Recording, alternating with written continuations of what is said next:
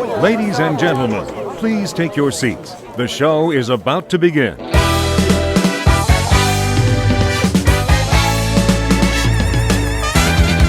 Talk About Podcast. Welcome to the Center for Technological Innovation and Entrepreneurship podcast. My name is Joana Madara Pereira and I'll be your host. In this episode, we are going to talk about the future of work. The future is now, a cliche more true than ever, at least when we talk about work. Workers and organizations have been focusing on flexibility and remote work practices in the last few years, and suddenly the future of work arrived with no warning or time for preparation. In this episode of Talk About, we are going to talk with Pedro Oliveira, co-founder of FutureWorks, a community of professionals, experts, and companies that have the goal of helping us reshape work, and also co-founder of Landing.Jobs, a candidate-driven tech career marketplace. Pedro knows a thing or two about technology, processes, and people. His career has had several tours of duty: developer intern, IT business analyst, full-stack developer, researcher, project coordinator, engineering manager of a remote tech team, and founder of another couple of businesses before bootstrapping Landing.Jobs and now FutureWorks. Pedro, welcome, and thank you for accepting our invitation. So first, can you tell us a little more about you, your beliefs regarding work, and the mission of both of your startups, Landing.Jobs and FutureWorks? Yeah, so first of all, thanks for the invitation. It's a pleasure to be here with you. And about myself, so I'm a tech guy. Let's put it like this. So I love technology. I always did. I studied computer science because of that. To be honest, I started enjoying more the hardware part of things. And I'm more in love with the software today than the hardware itself. When I was at uni, me and a few colleagues, we built a very simple tool to matchmake our colleagues with companies looking to hire them, companies offering them internships, summer internships, recent grad positions, and we did the matching there. And fast forward until today, like I've obviously done other stuff. I've worked in the corporate world, in the consulting world. I've worked for the European Union as well. I've studied in the Netherlands, and all of these things. I've also had another startup before this in the travel tech industry, which I also love. Traveling, which is a bit of a pain these days, but still. And I think inevitably I would end up building something around the space of talent technology, because I like this helping people out in their careers. I think it was always there somehow with technology. And so we built Landing.Jobs I met my co-founder in 2013. We started building Landing.Jobs. Today is a tech recruitment marketplace. So it's that thing you need to change a job. But not always to progress in your career, you need to change jobs. Sometimes you need to change careers. Sometimes you need to go freelancing. Sometimes you need to upskill, reskill. So we decided to build FutureWorks as well. It's in its early days. Both of these companies are under the same roof, so they are the same company, just two different brands. Okay. And they resonate very well with our beliefs about the future of the work society. And our beliefs are a very simple one, is that individuals like me and you should own completely their careers. Shouldn't be the state, shouldn't be the companies. It's up to the individual to make the choices. We hope that we are one of the best companies delivering software, delivering technology to enable this.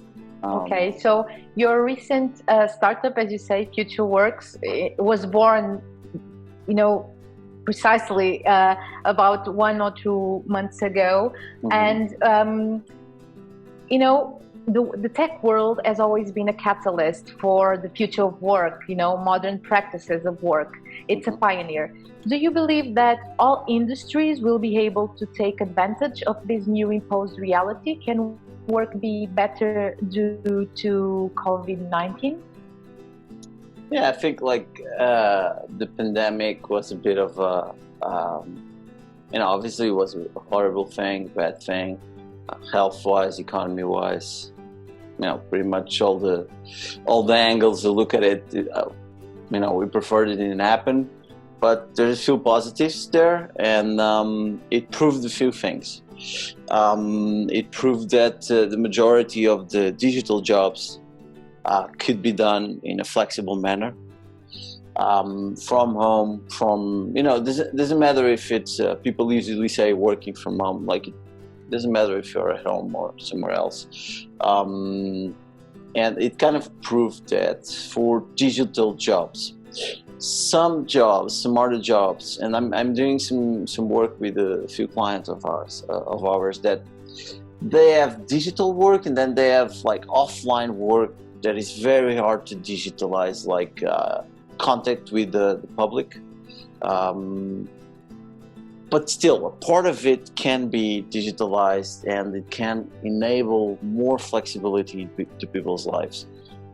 What we are assisting is a surge in productivity when it comes to individuals working in the digital, in the technology world. Those that are not as like tech, those jobs that are not as tech, they kind of miss out a little bit, partially or completely on that. What we are also seeing is that companies weren't ready for it. So we were so engaged in the presentism, in the, being at the office, that, all those lateral communications between teams, we just took it for granted. And now that we are in a position that we don't have that anymore, or not as much as we wanted to, we have to work on that. And this will mean that leadership and individual contributors will have to step up the game. And stepping up the game will involve also education. So we need to educate ourselves. So let's say upskill ourselves when it comes to communications, collaboration, critical thinking, creativity as well, in a digital environment. We're so used to doing it face to face, then that we are like quite bad at doing it digitally, and we need to improve that tenfold.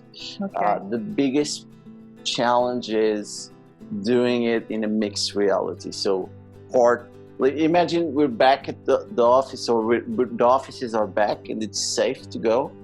And let's say half of the team is there, the other half is not, is working in a flexible manner. How do you manage that reality? Will the office take over and own the relationships or not? And this is the biggest risk I see. We made huge steps, but we have a huge risk of going back to the old days, because it's so much easier for us as humans to do it live. Exactly. So in the past few months, many workers and companies were forced to work remotely. When you talk to people that experience this sudden change, they have completely different opinions. I don't know if you have talked with your friends recently, but some people say they loved work from home. Some people say they hated it. So does remote work come with more work, more control, or more flexibility? So that comes with more flexibility. Like we do this internal surveys to our team, and we ask them like this question: regardless of the pandemic, how do you feel about working remotely on a permanent basis? And the answer is 0 to 10. 10 is I love it, 0 is I hate the idea, and we have a 8.2 average. So people are really, I think people are really happy with, and then we have a lot more questions. They're really happy with not having to commute, having a lot more time to sleep, for their lives, controlling a lot better their times, and not having that presentism mindset. but at the same time they miss out on the human touch. But again, we're not living let's say normal times. yeah, right? so like we are already setting up the aftermath of this. And our remote policy is going to be something in this order. Like, if you live within 120 kilometers of Lisbon, you'll have to go to the office. You'll just have to go to the office and book it in advance in coordination with your line manager 1 day a week. If you live outside of this, it's 1 day per month. Okay. And we have a limit of people in the office because of safety reasons. So our team is going to be a lot more remote than office based. But we are a tech company. We are a startup. It's easier for us to do this stuff. We were kind of half ready for it. We had the equipment. Everything we did was online, so we just needed a little push. No, but if you ask other companies like corporates, exactly, public institutions, it's not just a big push. They have a lot of problems in, let's say, infrastructure. A lot of these companies still don't have the right laptops, or the laptops they have are really bad. And most of the people, they still have the old computer PCs, right? Which are not mobile. So it's tough. Like, for a tech company, flexibility, it's definitely the way to go. For other businesses, it's going to be a bit tougher. Okay, so what trends do you think that will come out of this situation? There's going to be a lot of things changing, and some of them for better, some of them for worse. Try to enunciate some trends. I think one trend that will exist is the gap. So there will be a bigger gap between digital workers and non-digital workers. So that gap will widen up, and I think that's bad. So, and I'm talking about salaries, like people, digital workers. Let's say you move out of Lisbon, you move out of big cities into the countryside, your costs will go down, but you still can keep the same salaries, or even if it takes a reduction, not significant. So that's a trend I see there. So a negative one. A positive trend. So less commute in general, less traffic. So I guess the environment will be thankful for this.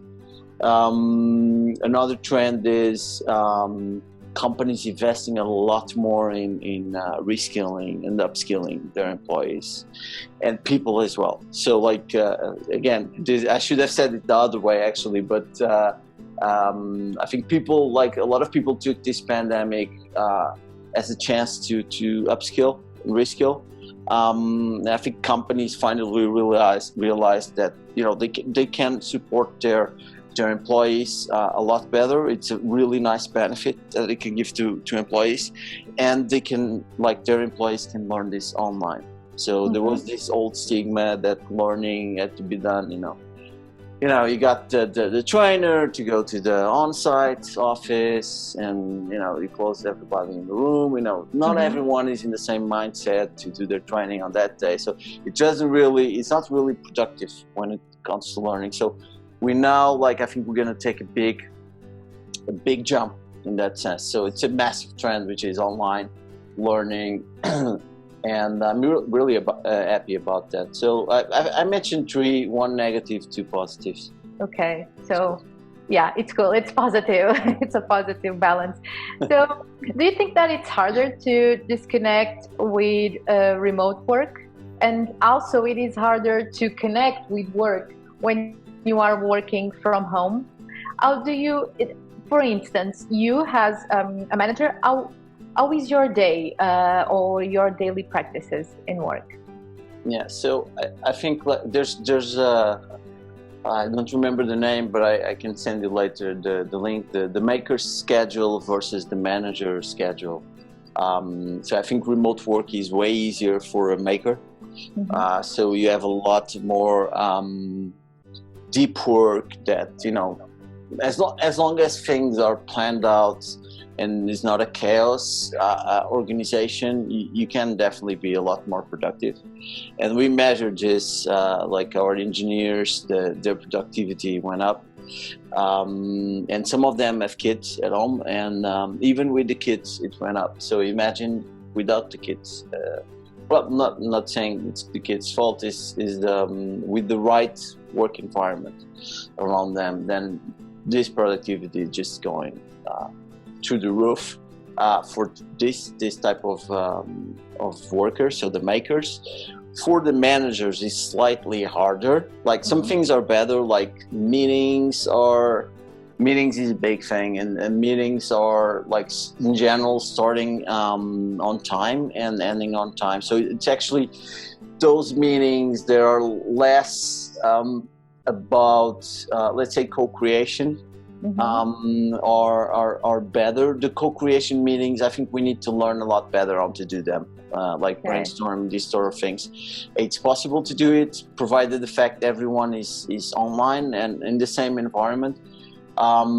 But it is harder. Like when we are born as humans, we immediately start getting prepared for human interactions, one-on-one, one-to-many, many-to-many, and a manager schedule is filled with one-on-ones, and one-on-ones actually it's easier this way because but at least for me, you don't get a feel of the whole body language and stuff of the person on the other side. But you know, it's more how do you say this? It's more logistically, from a logistics standpoint, it's easier. For instance, we're using Zoom for this, and you're recording right now. Super easy, right? Exactly. Zoom stock market value just went through the roof because of this, right? And when we're talking about one-to-many, so like giving talks and stuff like that, which is not exactly, let's say, a manager's in the manager's job description, but it can be. I think we realized doing it digitally is actually way better in the sense of reach. So we're still very hooked to the, and we did a lot of offline events, and we did one big one online event, and it was the best one ever in terms of reach, and we can actually measure it perfectly. So there's a lot of added value in there, and then a lot of opportunities.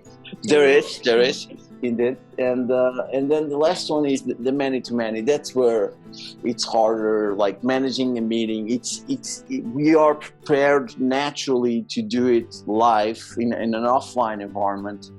And in discipline, right? Creativity is sometimes about not being disciplined. So it's probably it will be the biggest challenge of online meetings. Yeah, I think like we like that unframed environment of communications. It can be chaotic sometimes. Like we've all lived at those meetings that was just like 3 hours, a waste of time, right? Horrible. Waste of time at the end. Wasteful, doesn't make any sense. So we've always had that.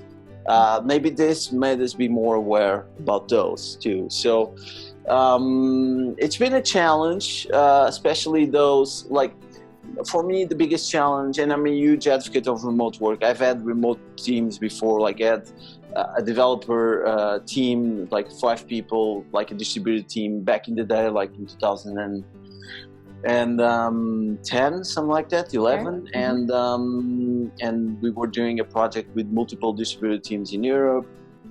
When I moved to London with Landing.Jobs, I was working remotely from there, and the team was in Lisbon. So I've been in such situations, so I'm a huge remote work advocate. Okay. But I do like all the companies that are like remote first that I know, they strive for that human touch. Okay. And this can happen in many different ways. They usually have retreats every year, like a couple of times per year, something like that. Very well planned retreats that allow this human glue to happen, this human interaction, this human touch, meeting the other person for real, having some drinks, just having some co-creation moments, some planning moments as well. So it really helps in that sense. We're missing that right now. So what we're gonna have after this, we're gonna have those moments at the office. Okay. And but it's way less than before. But I think it's going to be enough so that we don't miss them. Okay. Anymore. And regarding your experience as a remote worker for like 10 years, what tips can you give to remote workers so they have better strategies to organize their time and lives? So, like, look, there's a couple of things. One of them is really about like being self-aware of the situation, where as you are as a remote worker and the other people as well. And this goes into kind of more like the soft skills. So really working on your communications, on your empathy, on your sense of self-aware. For instance, I'll give you an example so it's not in the cloud, something more concrete. I'm that kind of person that when I write a WhatsApp message, I write like 20 characters and then I press enter and then I write 20 more. So I don't write full sentences or like a big block of text. This is really bad for asynchronous communication and written communication. So I had to rework myself in the sense of spend some time into what I write and make it more contentful.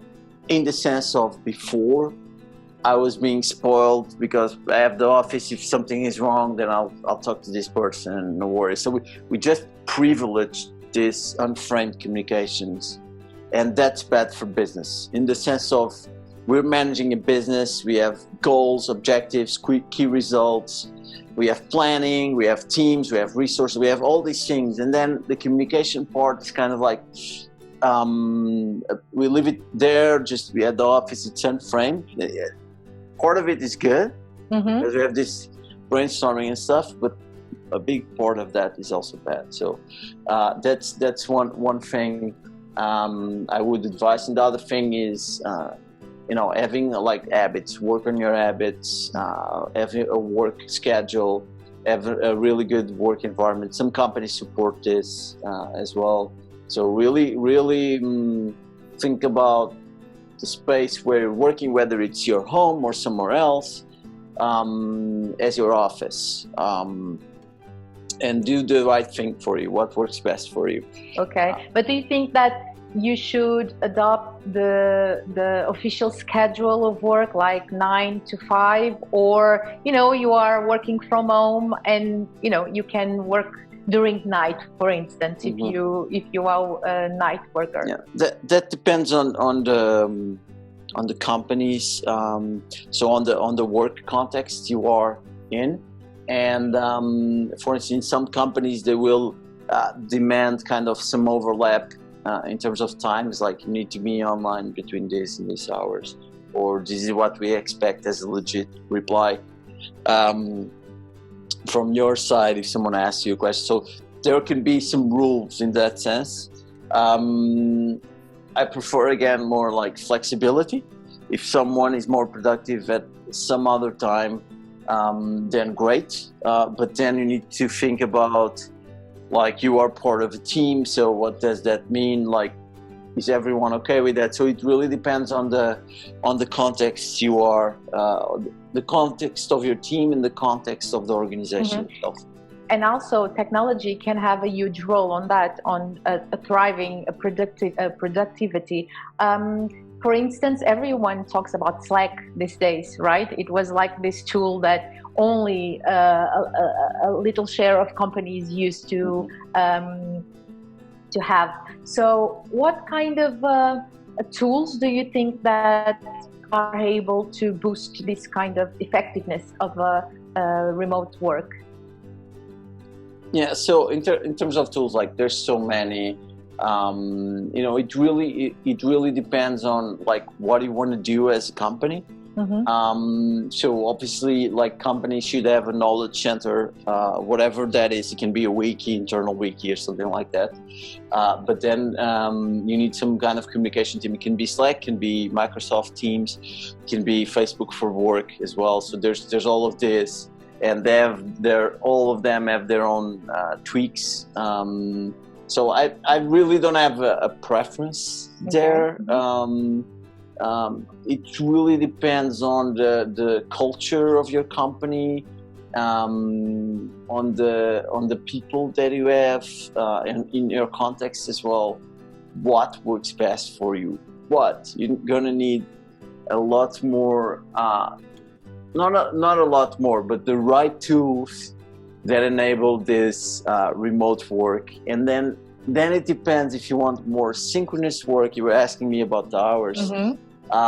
So if it's more sync, maybe you need to invest more in, let's say, a Zoom subscription for your whole team, because you're gonna have a lot more synchronous meetings. If you want your organization, this is a lot harder to do, but if you want your organization to be more asynchronous, then maybe you need to have like a subscription on LinkedIn Learning for your team to kind of like learn all these skills, soft skills, how to do it in a written manner between them. So it really depends on the context of the company. But I've seen a huge leap especially from corporate companies. Okay. Yes, because you are talking about the corporate world, and many companies in Portugal with this very corporate tone, they realize that remote work can be very productive. So now they are trying to embrace more flexibility and in their daily practices. How do you think that it will be the reality of work in Portugal, for instance, in this time space of 1 year? Okay, so yeah, we could be talking about this for like 5 hours, but let's just say there's the what's in the law, which is the labor law, Código do Trabalho, which is still very factory driven. So according to the labor law, you have to have timesheets. Yes. Which is everything we spoke about doesn't make any sense in this regards, right? So let's say the labor law is not adapted for the digital world, but no worries, because you can work with your HR provided they have the same mindset as you, so that this is not an issue. Okay, so you can take care of that, as in pre-defined timesheet, so people don't need to worry about that. So the Portuguese companies, let's say the more traditional ones, I think they just started to make the move for these kind of tools like Microsoft Teams, especially Microsoft environment. So I think Microsoft is winning big time because of this. And they're just making the first steps. Definitely they're going to be more remote. And their biggest ally, like the workers, like most of them, they enjoy it more. Some of them, they still want to go to the office, but their biggest ally is actually going to be health and safety at the office. So the office minimum and maximum space is going to be limited, and this will force companies to adopt remote work policies. It's not the best answer in the sense of I would hope that it would be a more aspirational drive. Yes. But I don't believe in that.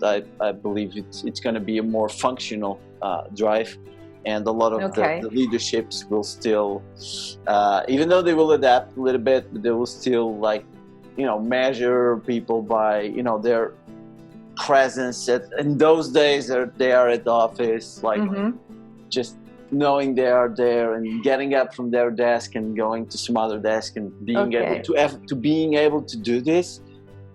I think they still value this thing of being able to get up of your desk and just interrupt someone's at work, and this is not valued at all in the tech world. This is actually devalued.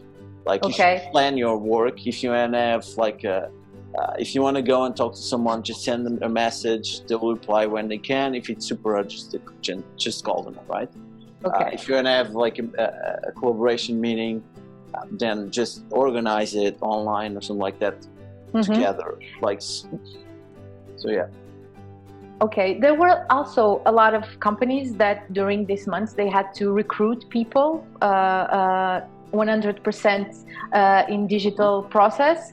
And probably, during the next months, these new workers aren't able to see and meet, their organization, the headquarters and their colleagues and their managers, in presence. So how do you think that they will recruit, and especially they will acculturate their employees? So regarding recruitment and onboarding, so we actually did one of those. We hired someone completely remotely, is based in Porto, I think he pushed us to be a lot better at it, like be really clear about the recruitment process, follow it through, being more engaged, paying more attention to the person's behavior online on Zoom. Doing a lot more reference checking as well. So we were kind of complacent because we had that. Many recruitment processes were already done online, and then only the last parts were done on site. Okay, but we were kind of complacent in the sense of, we have that, we're gonna meet them in person. So the whole process was kind of not the best. Let's put it like this, as it could be. Because we had that moment. Now we don't, so we have to really put in the effort to make sure it's slick and it works for us and for the talent, regardless if they get hired or not. When it comes to onboarding, that's a very important one. Again, we don't have that physical thing going on to create that glue, meet the team, these kind of things.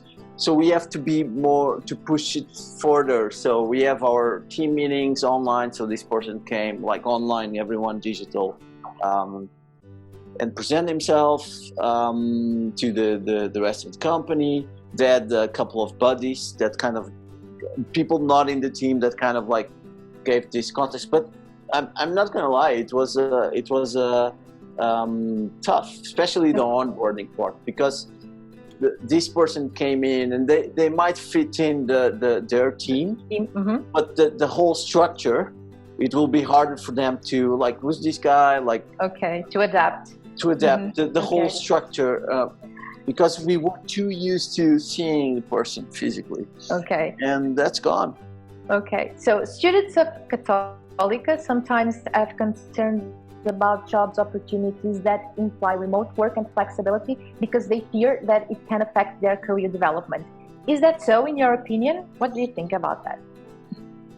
I think they will have to adapt to the future of work, which is definitely going to be more remote.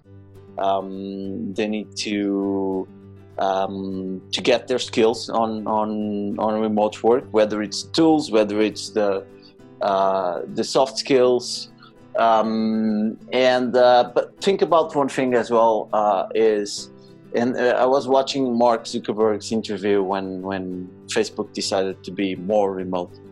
I think when it comes to juniors and recent grads, we may have some form of physical process.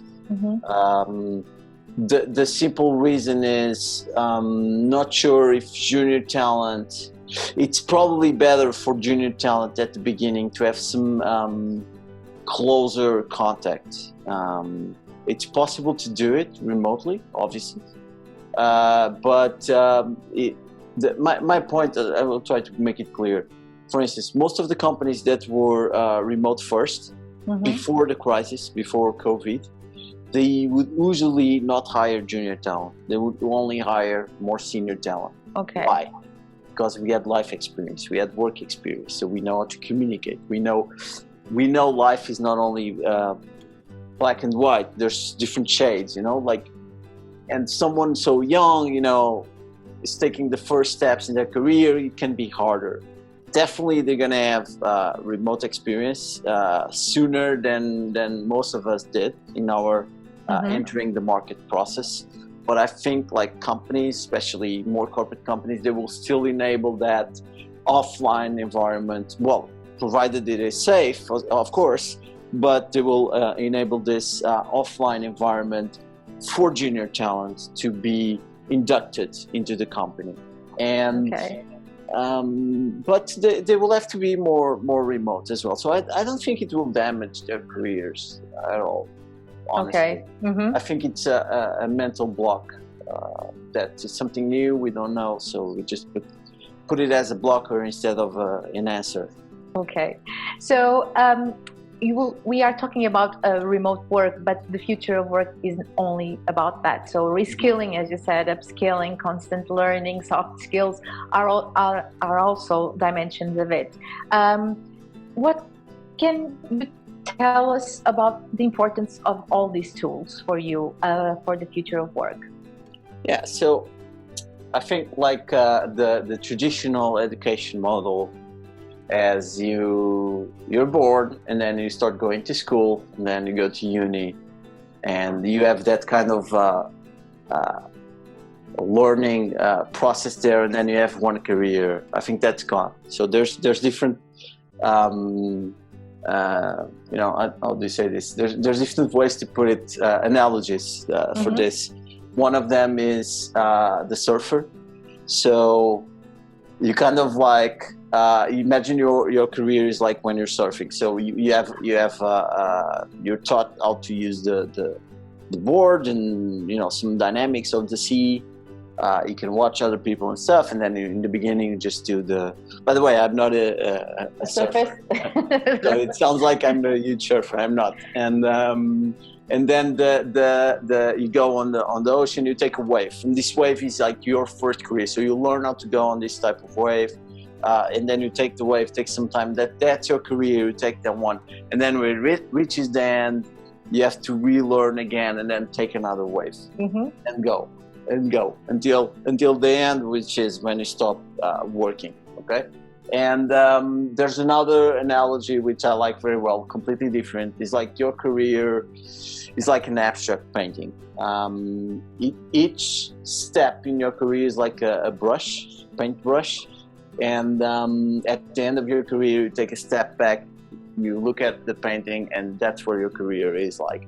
And in all these paint brushes or new waves, you have to learn again. So that old model of learning once, like it's like you're learning for like 15 years or what, like 10, 20 years, and then just work. You don't have to learn anymore. Some people will take an MBA there and call it the second stage, and now it's more constant. So you have waves, you have brushes of this stuff. So, and it's again, it's a mental model. We were trained to, we're gonna learn that, we're gonna do that. And how can we boost this learning constant in our career? So it's like you asked me before, like about advice for remote workers, and I mentioned creating habits, and creating bad habits is tough, right? Right. And some people are more curious than others. So for people who are more curious and they have this thirst of knowledge, it's easier on them, just comes naturally. For those who aren't, they're gonna have to work on it, and maybe the best motivator for them is gonna be left behind if you don't. So sometimes this works as a motivation. Like if you don't do your masters, you're not gonna get a good job. That's what we were told when we were growing up. So if you don't go to university and have good grades, you're gonna have a shitty job, and that was a motivation. So here you can act as a motivator as well. Like if you're not constantly learning, you're gonna end up in a shitty place. Unless you're really lucky or you have like super rich dads, family, and but that's not usually the case. So you have to work your ass off in that sense. But I think people who are naturally curious, and we could definitely change education starting with when they are kids, to be more, to foster more this curiosity, this creativity, this learning, just the will to learn. I see so many people who don't have it, and their careers could be so much better if they did. Yeah. Do you think that actually, you were talking about the kids. So nowadays, kids are seeing parents working from home. So probably their mentality or mindset about work, in the next 20 years when they get out of college or unis will be completely different, right? So for them, the future is working from home when they see their parents. So probably that will expand really what it's going to be the future of work for the next 2 years. I think right now it's just weird for them to be at home with the parents. So it's just what's happening. They didn't really realize it. Some of them, the older ones, they did. But they realize it's an exception. So I think we really need to change things next so that they get that perception. So when they go to Catholic and study, then it comes out natural for them. Yeah, I'm going to start my internship. Where is the company? In Malaysia. It's remotely. Yeah, cool. And it's fine. It's big. Yeah, it's not a big deal. Yeah. Yeah, it's kind of like where are you from or where is the company is not going to be, or where is the company based is not going to be the first question. First questions are going to be more like, what do they do? What's the pay like? Well, the pay is always a good first question. What's the pay like? What do they do? What's their purpose? And then, oh, by the way, where are they based? Because you can do it remotely, so it's no longer a blocker in your life. People would relocate from continents. Like there were a lot of Brazilians, for instance, coming to Europe, and we helped a lot of them change jobs to Europe because they didn't have the work conditions there. But many of them wanted to stay in Brazil, and now, yeah, they can have that opportunity. Cool. Yeah. Okay. So that's cool. Yeah, of course. And so you were for you, obviously, the distribution model will be the future of work. How do you talk a lot about distributed teams. Can you explain us, so in your point of view, how this model works? Yeah, so distributed teams, it's not something super new. It's been here for ages. You can look at McDonald's, and they have a distributed model. With franchising, yes, but still, it's a distributed model. And it's always been there. But it's been more like associated with cities, with big cities, with tech hubs. And this exercise we've been through, the COVID exercise, kind of proved like, well, you know what? You don't need to be in the tech hubs to have these teams, right? So they actually will be good for people like me that were born in Lisbon. We can kind of have the city back with less people, because people who didn't want to be here and they had to be here for work, they can now go back. Well, digital workers, they can now go back to wherever they were, and they are more happy and more productive and work from them, and they could come to Lisbon every now and then. So the way I see a distributed team is kind of a network of teams with nodes. So the nodes would be the dynamists, the ones who the leads, let's say the team leads, and each node has a team around them, and they are like independent, self-managed nodes, and this is the way I see it. And these teams would be like between 5 to 10 people to be self-manageable, and they can be location or co-located, and yeah, this will enable companies to have, well, less office space, in the sense of, it's not that office, I'm not trying to demonize office. I think offices will, the concept. They have their role, they play their role. Not the role we gave them in the past decades, but they will have a new role of collaboration, of that human component, the part that we miss. And these teams that are distributed in a way, they will be more productive. So this is what I believe. Like, there's obviously the companies that are remote first. I mean, they don't have any offices, or they're not co-located. They might have some time zone restrictions there, depending on how they work. If it's more async or synchronous model.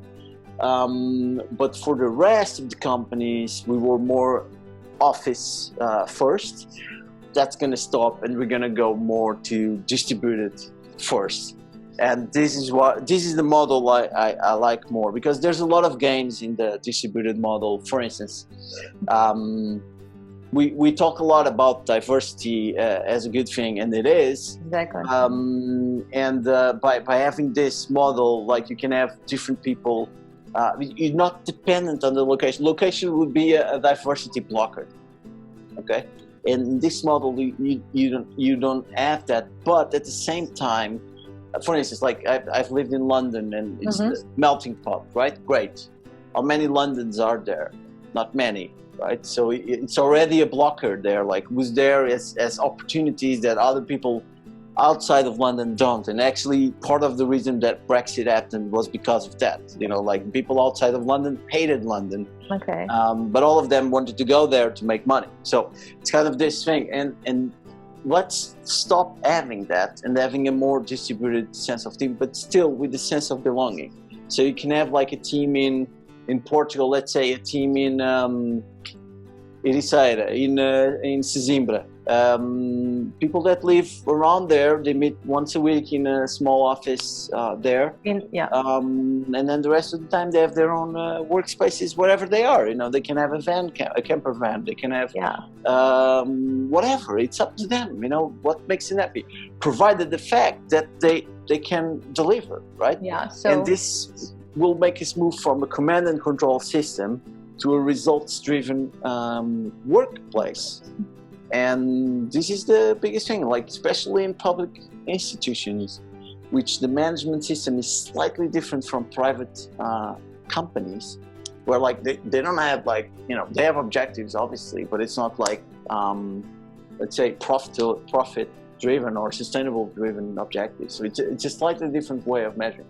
For them, it's going to be tough to make this change. Like, it's no longer controlling time. That doesn't make any sense. It's controlling what they produce. Yeah. Anyway. Okay, so it's flexibility is about responsibility and freedom of choice, right? It's it's end results, of course, and results. And being accountable. At the end. Being accountable, which is a word that the direct translation to Portuguese is responsabilização, which we don't use that word a lot, and that's part of the problem for the Portuguese people. We need to be accountable for what the work we deliver. I think the closest word we have is brio. We need to have it at work, always. Like, we need to be more accountable. Being more accountable will definitely be more happy.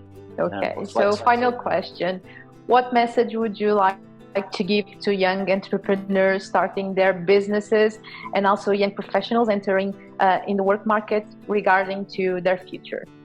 So for entrepreneurs, it's actually one, which is don't waste a good crisis. So it's actually a good time to start right now. Nothing to lose mentality comes a lot better now than when the cows are fat. So that's one for the entrepreneurs. So it's more of a time schedule thing. For the young people coming into the market, sorry for giving an answer that is more related with now than we, let's say, 5 to 10 years. But for the people entering the market, it's going to be a tougher market to enter. It's going to be different from what you've been told it would be. But you are the young ones. I mean, you are the ones who need to adapt. Even though people need to adapt, so you have to be prepared for that. So don't be afraid. In this new environment, tougher conditions in the marketplace, don't be afraid, because things will eventually get better. And the ones who adapt, it's like Darwin, right? Adapting is the skill, right? And learning is a great skill for adaptivity. So just adapt, be okay with that. Okay, so thank you very much, Pedro, for being with us today. Thank you. Thanks for having me. This was the second episode of Talk About Podcast, The Future of Work, with Pedro Oliveira. We discussed how the current pandemic context is boosting new flexible and remote work practices around all industries. Work routines and communications will be key to workers and companies that need to embrace a distribution work model. Also, upskilling and constant learning will define the success of career development. In the future of work, adaptation rules. Thank you for listening.